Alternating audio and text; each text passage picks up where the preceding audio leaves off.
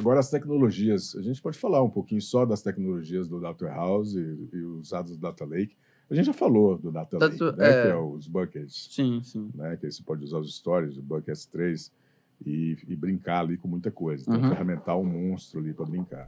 A gente pode falar um pouquinho, o Data House, qual que é o banco? Eu comentei alguns, né? Acho que... Você pode comentar de novo? Eu não ouvi. Sim, não. sim, Tô sim. brincando, é brincadeira. Não, eu vou comentar. Só para reforçar, pode mandar bala. Mas acho que, assim, a gente fala um pouco de banco, né? Pode ser um SQL Server, pode ser, tem várias outras engines de banco de dados, eu trabalhei especificamente com SQL Server, mas, por exemplo, umas coisas mais modernas, a gente pode pensar, e agora fugiu o nome, mas existe um DBT, desculpa.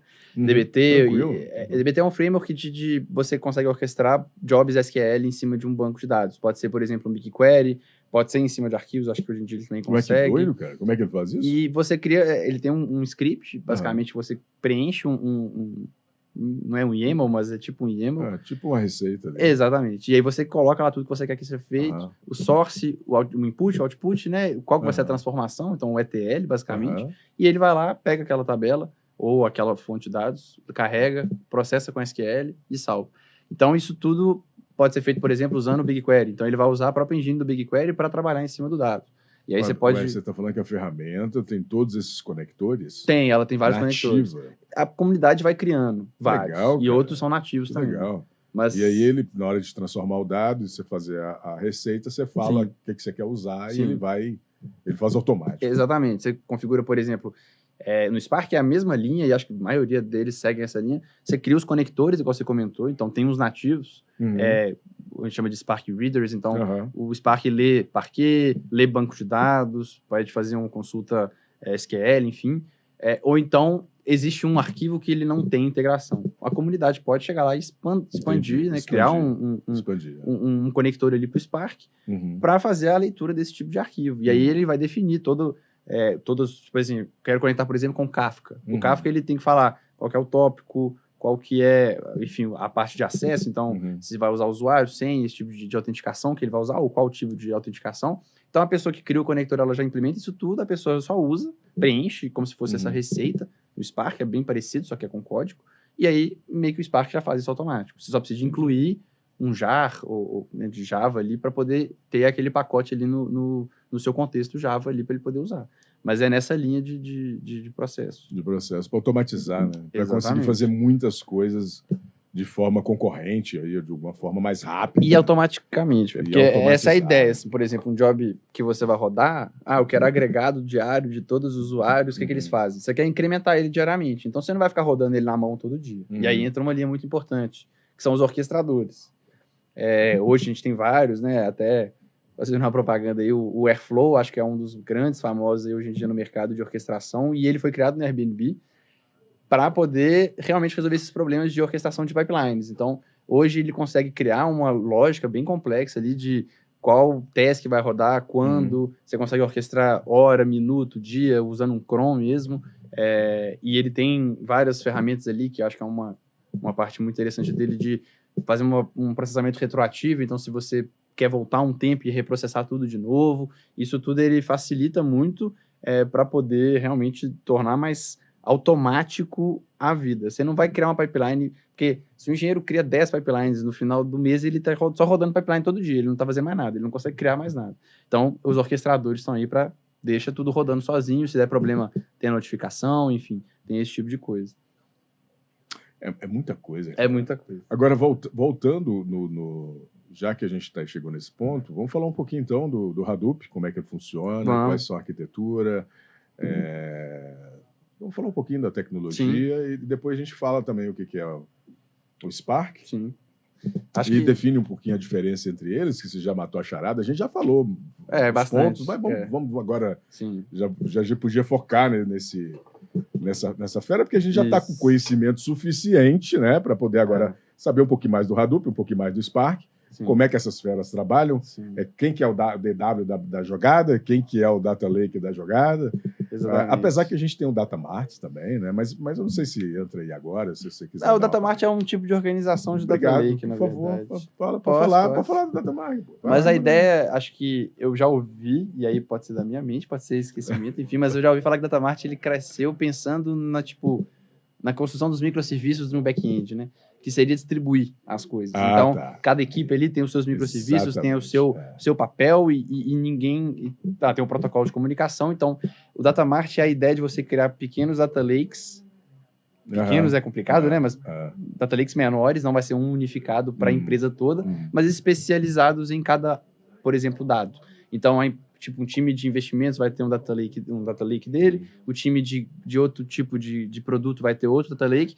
Aí existem padronizações, então eu quero padronizar que todo usuário vai ser salvo dessa forma, porque depois você tem que integrar eles. Depois você tem que integrar eles todos. Então, para conseguir integrar eles todos, é muito importante a gente ter um padrão. Senão, muita gente já deve ter passado por isso, integrar dados de bancos de dados diferentes, por exemplo, é uma dor de cabeça gigante. Aí você tem uma chave lá de primary key, que é uma string. É o nome de um fundo de investimento. Se você tem o nome de um fundo de investimento como sua chave primária para fazer um join, você tá ferrado. Porque bota um nome com espaço, com maiúsculo, não, isso dá para tirar, beleza. Mas aí tem vários tipos de nome, o cara bota o nome completo, bota o nome encurtado. Exatamente. Então, o Data Mart é essa ideia de você descentralizar o seu Data Lake. Descentralizar o Data Lake. Essa eu acho que é a palavra-chave da parada. Exatamente. Bonito. Era uma curiosidade também. Já que você falou de Data Mart, já vamos logo. O que é o Lake House, então, da brincadeira? O Lake House, ele é... Eu comentei sobre... Calma. DW, Data Lake, Data Mart. Agora a gente está falando de Lake House. Isso. Boa. Só para, antes da gente entrar no Spark, Rado. O Lake House, ele... Do que eu entendo dele, assim, ele é bem novo e está sendo... Muito novo, né? Bem novo. Você nem está implementando isso ainda, né? Tem algumas empresas que... Assim, o que eu conheço, eu vejo ele como uma transformação bem menor do que teve antes. Por exemplo, sair do DW e ir para um Data Lake é muito grande. Tá. Do Data Lake para um Data Mart já não é tanto, mas ainda é, porque é só separar um Data Lake em vários pedaços. Sim. Mas o Lake House, ele funciona mais, porque vários problemas, a gente até citou um deles aqui, a concorrência, por exemplo, de acesso, ele é um problema muito forte ali. Se você tem uma pipeline que roda diária, e aí, um Job Spark que demora 2 horas. Você tem 2 horas ali que o seu dado está inacessível. Porque ele vai estar escrevendo aquela informação e aquela escrita ele vai demorar. Então, você não consegue acessar aquela informação e pode ser que isso deixe problemas para outros tipos de consumos. O Lake House, ele traz uns tipos novos de arquivos mesmo, de forma de lidar com o dado. Tem 3 mais famosos, então a gente fala de Delta Tables, o Iceberg, que é um outro projeto, Apache, e o RUD, Apache RUD também, que são 2 projetos da Apache, que são arquivos que ele fazem aquilo que eu comentei mais cedo. Vou explicar um pouco melhor agora, que acho que dá para entender, que é uma construção de um arquivo incremental. Então, não é a ideia de você, por exemplo, pegar um CSV e colocar mais uma linha e salvar. Porque se você faz isso, enquanto ele está sendo salvo, você não consegue consumir ele. O que esses arquivos... Você está falando que vai dar pau. Exatamente. Vai dar pau. Então, o que você... Ele não consegue fazer isso. Porque não consegue mesmo. Não tem como. Não tem como. O sistema operacional não permite você fazer isso. Então, nem se tiver no storage do Google. Não consegue. Não vai dar pau. Só você criar cópia, mas não vai criar na hora ali. Então vai dar pau. Vai dar problema. Não são referências, né? Não dá para... Ou seja... Só reapontar. Então, esse é o principal, você acabou de matar a principal charada, que existe uma outra forma, você salva, por exemplo, o arquivo Parquet, a gente tem muito esse conhecimento de um CSV. Um arquivo CSV com tudo lá dentro. Aí, se você pensar um arquivo CSV com tudo lá dentro, uma hora ele vai ficar gigante, não tem como ler. Então, você começa a partir ele em menores. E o Parquet, ele tem essa ideia muito forte, porque ele trabalha em cima do Spark, que é o processamento distribuído que a gente está falando. Então, se você processa distribuído, nada mais justo de você salvar o seu dado distribuído. Sim. Então, você consegue salvar o Parquet em vários arquivos Parquets. Então, você tem o Parquet parte 1, parte 2, 3, vai indo. E aí, quando você tem vários arquivos, você ganha a potência de, por exemplo, eu tenho os arquivos de 1 a 10. Essa é a minha tabela hoje, é meu dado hoje. Eu quero adicionar uma nova linha. Só uma linha, por exemplo. O que aconteceria num processo normal? Ele leria todos, adicionaria uma linha e salvaria em cima de todos. Isso. Não é exatamente assim, mas enfim, para entender é melhor. Mas com o Parquet não. Não, com o Parquet sim. Um processamento normal seria assim. Com essas novas formatos de tabela, tipo Delta, Hood e o Iceberg, você tem formatos de tabela que vai... São tabelas, desculpa, tá? Quando eu falo tabela, são arquivos. São arquivos. Mas não, a gente fala tabela. Eu entendi. É porque... Aí a gente pode voltar na origem. O que é o banco de dados? É um conjunto de arquivos, porra. Não tem para onde correr. O que é o dado da tabela? É um arquivo, cara. Que vai estar organizado o seu dado na estrutura de dados, usando um hash. Não vamos entrar nisso agora, só para poder. Vai lá, manda bala. Aí a gente tem esse arquivo, um arquivo a mais, então vai lá, a gente tem as 10 partes do parquet ali que a gente tem. E a gente tem um arquivo a mais que seria meio que um índice. Então, você falou, uma referência. Aí mata a charada. Exatamente. São espertinhos. E aí, quando você vai ler o seu arquivo, na verdade, o que o processo faz, ele pega esse arquivo e ele vê nele qual é a referência que está sendo feita naqueles arquivos todos. Então, hoje minha tabela é de uma dessas. Beleza. Agora eu vou criar um novo registro. Então, quando você cria um novo registro, você vai criar o arquivo 11. Mas você não mexeu nos 10. Os 10 ficam exatamente parados. Ou seja, não precisou abrir para gravar. Se demorou 10 dias para você fazer esse 11, os 10 dias aqueles 10 arquivos estão funcionando ainda. E aí, quando você acaba de escrever o 11, você atualiza na referência qual é o novo arquivo que está também. Então, a próxima pessoa que for ler aquele dado, ela lê os 11. E ela vai ler aquilo de forma incremental. Isso tem um nome que o banco de dados já tinha implementado, que é o ACID, que a gente fala, que são as transformações atômicas, eu não vou lembrar todas agora. Não, entendi, mas aí já deu uma ficou muito bom, Sim. Ficou muito bom. Mas aí tem uma característica que está no Spark, se não me engano, o Hadoop também. Mas a gente estava falando do... Lakehouse. Do Lakehouse. A gente matou a charada dessa fera aí. Isso. Então agora a gente já pode falar do Hadoop. Porque a gente já adiantou aí, já uma parte. Deu um spoiler. Deu um spoiler legal. E eu ia falar, porra, então remove esse arquivo aí pra mim, por favor. Ou então faz uma atualização desse arquivo aí. Eu já ia esculhambar a parada toda. Mas não vou fazer isso, não. A gente explica por quê e por que de não fazer isso. E qual é o objetivo de tudo isso. E qual o sistema de arquivo que essas feras estão usando também, que vai ficar muito legal. Então pode começar o que é um Spark, o que é o começar com o Hadoop, por favor. E a gente vai brincando com isso aí. O Hadoop é um pouco mais antigo, então dá preferência para ele. Hoje a live a gente vai ficar aqui até as 10 da noite, né? Porque realmente para definir toda essa tecnologia e essa arquitetura não é mesmo de 10 horas. É brincadeira, a gente já está quase chegando no final. Mas o Hadoop em si, ele foi criado pela Google, e provavelmente, né, porque bateu numa barreira ali de processamento.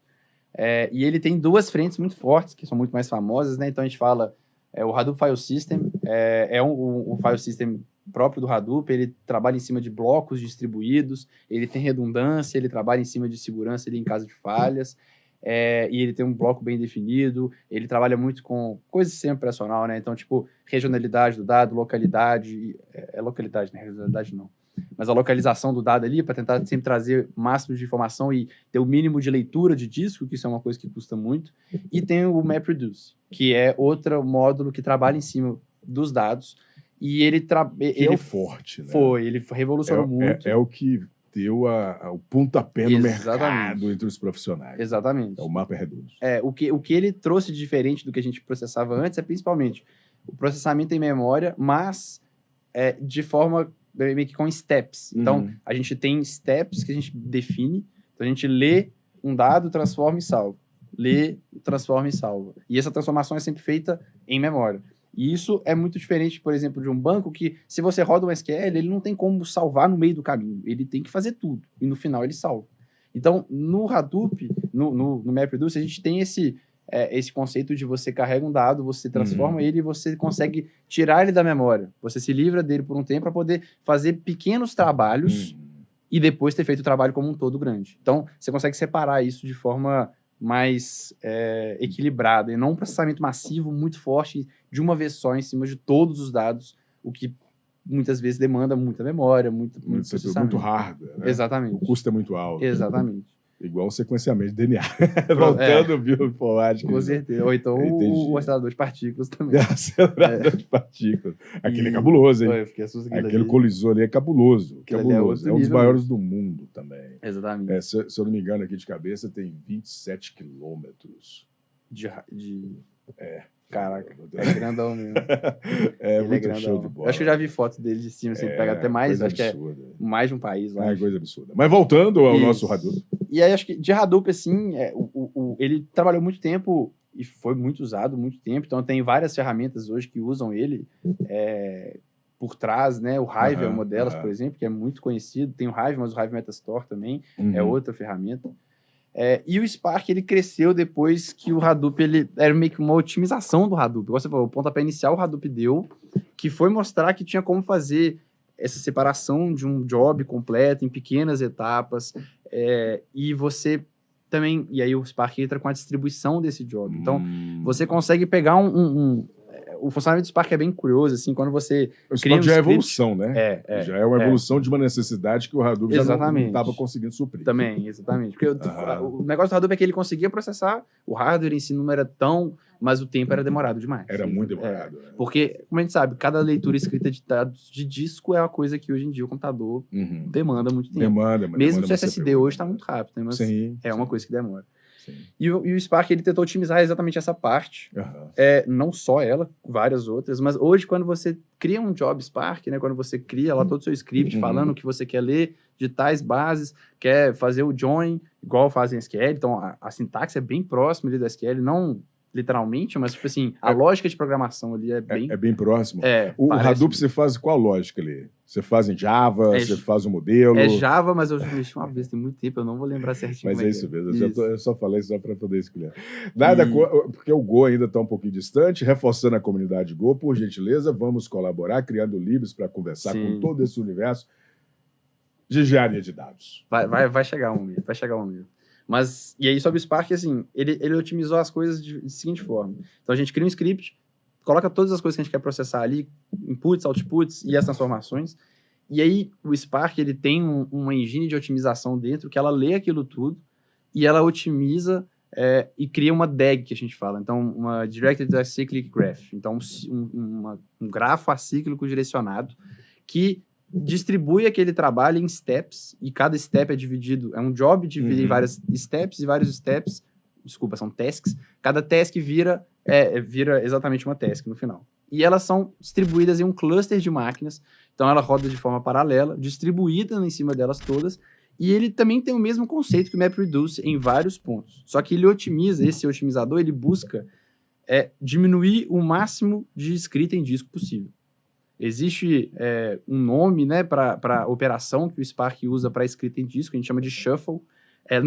Não tem como você processar dados sem essa operação, depende das transformações, mas em geral não tem, porque algumas operações, por exemplo, se você quer fazer um join, não tem como você ter várias máquinas com os dados separados e você quer fazer um join entre elas. Você precisa que elas, em algum momento, procure, se a chave existe em todos os dados. Então, para você fazer a procura em todos os dados, você necessariamente tem que ter a escrita em disco para que outro executor leia aquele também. Então, um exemplo mais para entender mesmo, eu tenho 3 executores, cada um vai trabalhar com 3 partes do meu dado separados. E eu faço várias coisas. Por exemplo, eu quero contar quantos Tomás existem nessa base. Uma contagem pode ser feita em cada executor separado. Eu não preciso escrever em disco. Por quê? O executor 1 falou que tem 3, o 2 falou que tem 3, o outro falou que tem 0. Então, tem 6 Tomás. Eu não precisei que ninguém se comunicasse. Mas, se eu quero fazer um join, então eu quero fazer um join de 2 tabelas. E aí, cada chave, a chave das tabelas ali, eu preciso de procurar na outra tabela toda se existe a mesma chave. Claro que pode ser indexado, enfim, mas tem essa busca. Para fazer a busca, o que o executor faz ele procura na sua partição. Se ele encontra, se ele não encontrar, ele escreve em disco. Um outro executor lê e procura na dele. Entendi. Então, a gente meio que o disco ele é usado mais para comunicação entre os executores do que realmente para salvar e reprocessar aquele dado. Como se fosse um canal, né?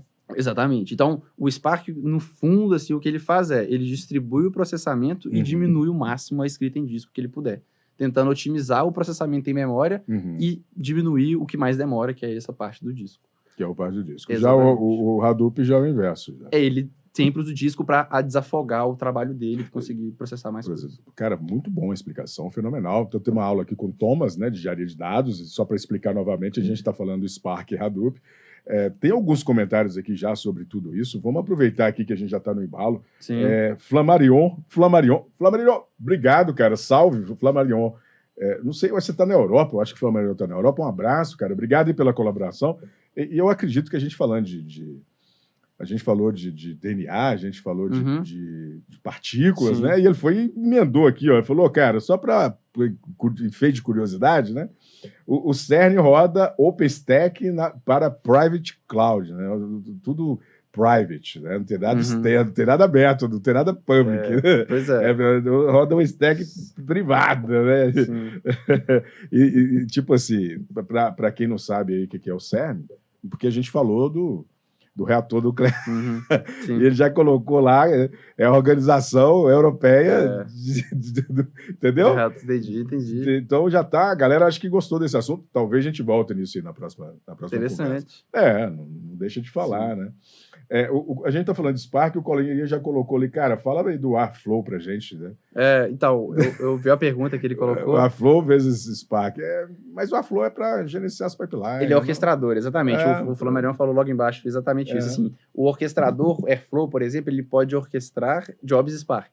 Então, ele não vai ser o Spark, mas ele vai trigar, ele vai só dar o trigger ali em um momento específico de um job Spark para rodar. Isso é prático para automatizar, igual a gente comentou, automatizar os processos e deixar tudo rodando. Não, legal. É outra ferramenta do Apache também. Exatamente. Desenvolvida em Java, só para ficar claro, né? Infelizmente o Go não, o Airflow não. O Airflow não, é Python, né? Python. Mas o Spark... O Spark é Java. E o Hadoop não tem para onde correr. O Spark é Scala, na verdade. É Scala, né? É Scala. É Scala. Não, tá tudo ali. É a evolução do Java, vamos dizer assim, não é? O TypeScript também é a evolução do... Mas você comentou, eu vou aproveitar que a gente está falando de linguagem de programação, assim, hoje o Spark ele é feito em Scala, e a integração dele, né, direta hoje é em Scala, Spark, o PySpark, que é em Python, e o Java também se comunicam. Mas tudo, no fundo, roda em Java. Em máquina virtual. Scala. Exatamente, tá falando, JVM, né? Exatamente. Então, quando a gente usa o Python, até se as pessoas tiverem curiosidade, né, o código do PySpark ele é aberto, do Spark também, você vai ver que, na verdade, tudo se comunica com a JVM. Ele só faz uma transpilação, não, né? Mas uma comunicação com a JVM mesmo via Python. Então, tudo se serializa para JVM e deserializa quando precisa também. O que traz um overhead, mas não é um problema muito grande, igual a gente comentou mais cedo. Mas tem, por ter essa independência, né? O Spark, ele não depende realmente do código que você implementou, ele tem essa DAG que ele cria, então ele meio que se orquestra ali dentro, e se organiza no que vai processar. O Spark ficou muito bom, hein, cara?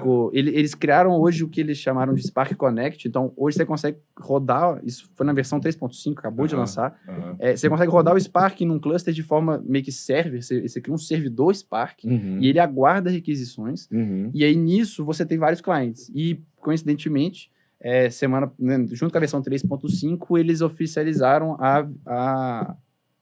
não é um SDK, né? Mas, tipo assim, o cliente de Go. Um cliente de Go. Então, hoje, Go consegue conversar com o Spark. O Go, entrando aqui no Spark, no cliente Go. Ainda está muito recente, mas temos, né? Temos um cliente Go. Tá aparecendo, depois de 2 horas e tantas de conversa, apareceu um cliente Go no Spark. Olha que lindo, olha que maravilhoso. Sim. A gente tem que aproveitar e vanglorizar aí, né? Exatamente. Eu acho que vai crescer mais, pouco. Mas exatamente, eu acho que assim, só deles terem... foram muitos poucos clientes lançados até agora. Acho que teve, fora dos padrões, foi R e o Go. Então, acho que assim... Scala, R, Python e agora o Gozinho. Exatamente. O próprio Spark já foi escrito em cima do Scala, porque já é uma evolução ali do Java, já tem ele toda uma pegada inovadora ali. Ele tem uma parte muito importante de... Esse Catalyst que eu comentei, que é o engine de otimização, ela trabalha de uma forma muito bem com o Scala. Assim, ela tem uma comunicação muito forte com a parte funcional do Scala. É o que o Kafka fez também, se eu não me engano. Coisa assim. Mas eu entendi, cara. Fantástico. A gente está chegando no nosso time. A gente poderia ficar aqui até mais tarde, mas a gente está chegando no nosso time. Eu acredito que faltou aqui praticamente quase nada para explanar. Acho que deu uma... Só faltou um detalhezinho que eu fiquei curioso, qual o sistema de arquivo que o Hadoop está usando. Se você quiser dar uma palhinha para a galera que é alucinada com escovação de bit. Você fala o Hadoop File System? Exatamente. HDFS. Exatamente. Essa fera. Ele foi uma revolução, e o Spark, por exemplo... Por que eu estou falando isso, Thomas? É porque todo mundo que vai brincar com o Hadoop, sempre tem essas referências da internet. É só para deixar claro para o pessoal. Vai bater nisso, com certeza. Até com o Spark. Só dá uma palhinha. A gente tem 3 minutinhos, pode fazer bem curtinho, porque está tranquilo. Mas ele é, não vou aprofundar muito nele, mas ele é basicamente um sistema de arquivos de blocos, distribuído, né, igual o nome dele fala, Hadoop Distributed File System. E a ideia dele é exatamente você ter resiliência, então você distribui seu dado e ter redundância para você não perder aquela informação. E o acesso dele via blocos é de forma concorrente, distribuído. Então, por exemplo, o Spark, não só o MapReduce, mas o próprio Spark usa o HDFS, não necessariamente, mas você pode, e geralmente é usado o HDFS por trás, para toda aquela comunicação via executores, né? Então, a escrita em disco, ela é feita usando o HDFS. E a gente também, por exemplo, usa muito, a AWS, ela tem muito esse padrão, se você usa os clusters da Amazon, e o S3, você consegue fazer a cópia do HDFS direto para o S3 de forma muito otimizada e distribuída. Porque é tudo distribuído, tanto o S3 quanto o HDFS. Então, o HDFS veio junto com o Hadoop, né? Mas ele é hoje utilizado e muito ainda por várias engines e vários igual os próprios buckets Spark também. Consegue conectar também. Ele usa pra caramba por trás. Por trás ali para fazer. Apesar que são conectores, você falou, né? Sim, mas o HDFS é bem nativo, assim. Bem nativo, bem dentro do Spark. Bem nativo, bem da hora. O Cícero colocou um comentário aqui, falou que todas as lives de IA, eles falam muito de C, muito de C++, TensorFlow. E ele falou que o Python é só o cara para organizar tudo isso. Não deixa de ser, né? É uma casca, né? Porque as libs são feitas em C, né? Sim, e é a mesma coisa do Spark, né? Se eu vou pensar que, eu falei, o Spark ele é feito em Java por trás, a escala. Java. Então, o Spark ele é só essa crosta por fora de comunicação Mas o NumPy e todos esses frameworks de processamento. Para poder tratar o dado, né? Muita informação, eles utilizaram ali de algoritmos, de ferramentas para acelerar o processo. Só que quando precisa de performance mesmo, aí eles geralmente descem para alguma linguagem compilada, alguma linguagem de performance maior. Então, o Cícero falou muito verdade, assim, o Python ele é só tipo essa casca de ecossistema mesmo, de ser fácil de entrar, mais fácil de aprender. Aí tem uma curiosidade que eu sempre comento, que é a questão quando a linguagem nasceu, igual Python ou PHP, a linguagem que descenderam de C, elas herdaram. Sim. Então eu consigo compilar uma lib e rodar em Python, mas é C. Sim. Eu consigo fazer uma lib e rodar no PHP, mas é C. Apesar que tem toda uma forma de escrever o C para aquela linguagem específica, claro. Mas é C. Então acaba sendo um host pro resto, né? Para flexibilizar para quem está usando, facilitar. Porque realmente mexer com C não é nada amigável. É porque é a linguagem mãe, né? Ela tem que descer mais o nível, né? Você tem que ter um low-code mais embaixo, né? Você tem que estar mais embaixo, mais tem que comunicar do hardware. E a linguagem, o script ali é para facilitar para o humano, né? Não tanto para o hardware.